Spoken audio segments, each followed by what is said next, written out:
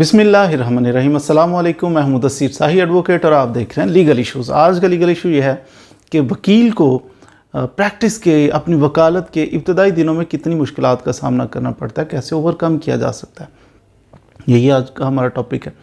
देखिए जी, शुरू में वकील साहब का जो टन्योर है, अपनी प्रैक्टिस का आगाज़ है, वो थोड़ा सा आजमाइश में होता है, ये तो बात ठीक है। हाँ, कुछ लोग सोने का चम्मच लेके पैदा होते हैं मुंह में, उनकी बात हम नहीं कर रहे। यानी अब्बा जी की कमाई है तो वो जनाब उससे बड़ी अयाशी कर रहे हैं, तो वो वकालत से नहीं अर्न कर रहे होते। वकालत से वो लोग जिन्होंने खुद मेहनत करके वकील साहब बने हैं, वकील साहब बनने के बाद अपनी मेहनत से कमाना है और निज़ाम चलाना है, उनकी बात हो रही है। सेल्फ मेड लोग, जो प्रोफेशनल लोग जो हैं, पेशावर लोग, उनकी बात हो रही है। अब वो लोग शुरू में क्या क्राइसिस होते हैं, क्या आजमाइशें होती हैं। आप वकील साहब बन गए, यूनिफॉर्म ले लिया, आपने पेन लिया, लाइसेंस आपके पास है, आप केस जनाब प्लीड कर सकते हैं, आप अदालत में पेश हो सकते हैं, लेकिन आपके पास केस नहीं होते। अचानक वकील बनते सारी कोई आसमान से थोड़ी टपकेंगे केस। तो अब शुरू में आपका इंट्रोडक्शन नहीं होता लोगों के साथ। लोग अगर इंट्रोडक्शन हो भी तो जाने कि आप वकील साहब बने हैं, नए वकील साहब, तो लोग ट्रस्ट नहीं करते, कहते हैं नया वकील है, कहीं मकैनिकी करते हुए, तजर्बा करते हुए हमारा केस ख़राब ना कर दे। लोग ट्रस्ट ही नहीं करते। अब आप बैठे रहते हैं। अगर तो आप हार्ड वर्किंग हैं तो ये बड़ा अच्छा वक्त है वकील साहब के लिए पढ़ने का, मेहनत करने का, क्योंकि केसेस नहीं है और आपके पास सफिशेंट टाइम है, ढेर सारा टाइम है, केस नहीं मिल रहे। अब इतना सारा टाइम है, इसको कंज्यूम करें, पढ़ लें, क्योंकि फ्यूचर में अगर आप प्रोफेशनल और अच्छे वकील हैं तो वो टाइम आने वाला है कि आपके पास केसेस होंगे, लेकिन आपके पास पढ़ने का वक्त कम होगा, मसरूफियात इतनी होगी, कोर्ट वर्क इतना होगा कि आप किताबें नहीं ज़्यादा पढ़ सकोगे, आपका शौक़ हो फिर भी नहीं पढ़ सकोगे। तो इसलिए वक्त को गनीमत जानते हुए पहली बात तो ये है कि वकील बनते ही अगर केसेस नहीं है तो ये परेशानी की नहीं, ये बड़ी पॉजिटिव मुस्बत तरीके से भी इस बात को लिया जा सकता है कि आपके पास टाइम है, आप किताबें पढ़िए, कानून को मज़ीद समझने की कोशिश कीजिए, पहली बात। दूसरी बात ये कि आप अगर आपके पास लोग ट्रस्ट नहीं कर रहे, लेकिन ऐसा नहीं है कि ट्रस्ट नहीं कर रहे तो करेंगे भी नहीं कभी भी, कोई ना कोई डरता थोड़ा करीब आपके आएगा किसी दिन। सर ये केस, अगर आपने वो केस उसमें आप कामयाब हो जाते हैं, उसका तो एतमाद बन जाएगा कि नहीं जनाब ये काम कर लेते हैं। फिर क्या होगा, फिर वो किसी दूसरे बंदे को भी रेफ़र करेगा, अपना भी ज़ाती काम हुआ तो भी वो आपकी तरफ रुजू करेगा कि ये साहब काम करवा सकते हैं। एक बंदा आपके साथ जुड़ गया, ज़रूरत है ना क्लाइंट्स की, यूँ ही अल्लाह ताला की ज़ात कभी इसबाब पैदा कर किसी हवाले से किसी तरीके से एक और बंदा क्लाइंट चलता आ जाए और उसको भी आपने सेटिस्फाई कर दिया, वो सेटिस्फाई हुआ आपकी वकालत से, आपके बिहेवियर से, आपके अंदाज से, आपकी मेहनत से, वो भी आपके साथ जुड़ जाएगा। दो हो गए। जैसे जैसे वक्त गुजर रहा है आपके साथ लोग जुड़ रहे हैं, एक यहाँ से जुड़ गया, एक दूसरे ज़िले से, एक तीसरी तहसील से, फलानी जगह, तो ये लोग आपके गिर्द, आपकी क्लाइंटेज बढ़ रही है। बढ़ते फिर पैसा भी बढ़ना शुरू हो जाता है। ज़ाहिर है केसेस की तादाद बढ़ती है ना, कभी उसने भेज देना है, कभी इसने, कभी उसने, कभी 3 केस आगे कट्टे।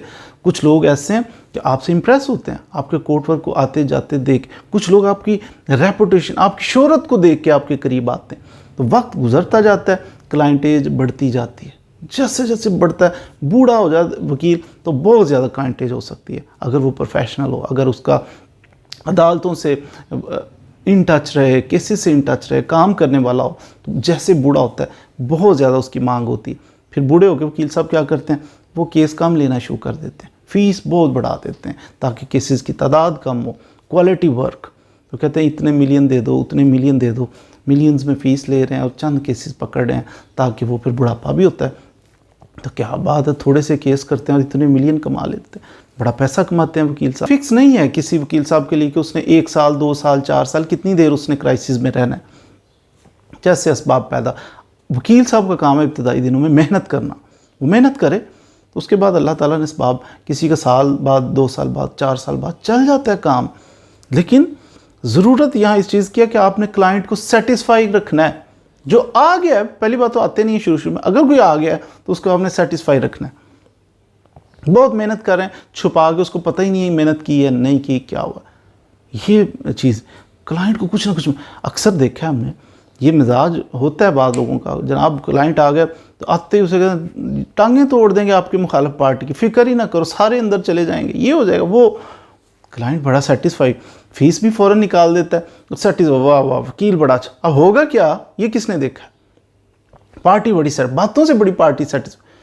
आप कोर्ट में जा रहे हैं, चलो चलते हैं देख लेते हैं, एक तो ये जा रहे हैं आनंदाज होता है, दूसरे शरीफ आदमी निगाहें झुका के जनाब चलें चलते हैं। वो कहते हैं शायद डर रहा है ये, कोर्ट में जाते हुए डर रहा है, ये तो घबरा रहा है।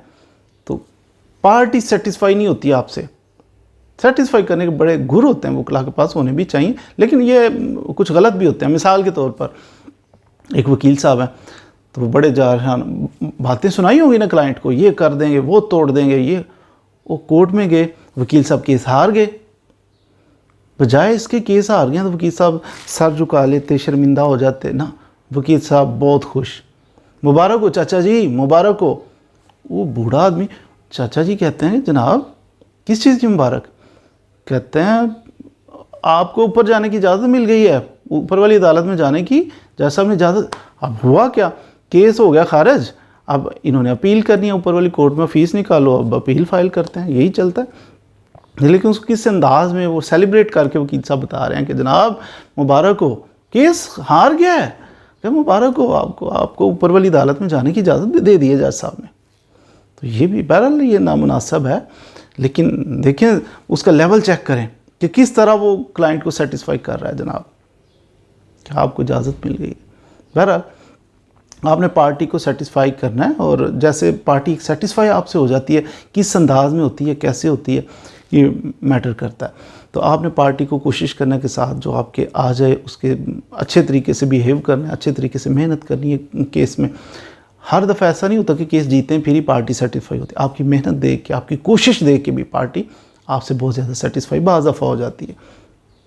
तो इस तरह से आपने जनाब पार्टी को सेटिस्फाई करना है, पार्टी के साथ चलना है। तो बड़ी बड़ी बातें, बहुत बड़ी बड़ी बातें नहीं सुनानी कि जनाब ऑकवर्ड लगता है ना, एक प्रोफेशन की डिग्निटी है, हमारे प्रोफेशन की एक इज़्ज़त भी है कि इसमें ऐसा नहीं करना कि जनाब टांगें तोड़ देंगे, ये तबाह कर दूंगा मैं, पूरी नीस्तो नाबूद कर दूंगा, ऐसा भी नहीं करना।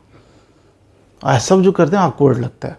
मिसाल के तौर पर वकील साहब हैं तो वो कहते हैं जनाब ये कर दूंगा, वो कर दूंगा, तबाह कर दूंगा चीज़ों को, और बड़े उछल रहे हैं वकील साहब, जाके कोर्ट में पेश हुए हैं तो बाद में ज़ीरो रिज़ल्ट लेके आते हैं, ज़ीरो, जज साहब ने कुछ रिज़ल्ट नहीं। अब ज़ीरो रिज़ल्ट लेके, पता है अब आम बंदा होगा मेरे जैसा, वो सोचेगा यार ये वकील साहब इतनी बड़ी बड़ी बातें कर रहे हैं, तबाह कर दूंगा, ये कर दूंगा, 100%, 101% बाद दफ़ा कह दे कि ये रिज़ल्ट है, ये है, वो है, कि ये खुदा न खासा कमी बेशी कवर कैसे करे। अब वकील साहब के पास देखिए ज़ीरो रिज़ल्ट आया है, बड़ी बड़ी बातें सुनाई, बढ़ के मारी, उसके बाद ज़ीरो रिज़ल्ट आया, वकील साहब क्या कह रहे हैं, लगता है जज मिल गया, दैट्स ऑल, वो सारा कुछ ही कवर हो चुका होता है। ये अच्छी बात नहीं है कि जज मिला, ऐसा थोड़ी होता है कि केसेस में, सारे केसेस में जज मिल जाते हैं, ऐसा नहीं होता, मेरिट पे फैसले होते हैं अक्सर। एनी हो, फैसला मेरिट पे हुआ और आप जज पे डाल दो, या पुलिस वाले ने लगता है कुछ ऐसा, आप समझ सारा कुछ कवर हो गया, ऐसा नहीं। ये हमारे प्रोफेशन पे, हमारी इज़्ज़त पे हरफ आता है, नामुनासिब है कि बड़ी बड़ी बढ़ के मारना, उसके बाद ज़ीरो रिज़ल्ट, और ऐसे नहीं करना चाहिए।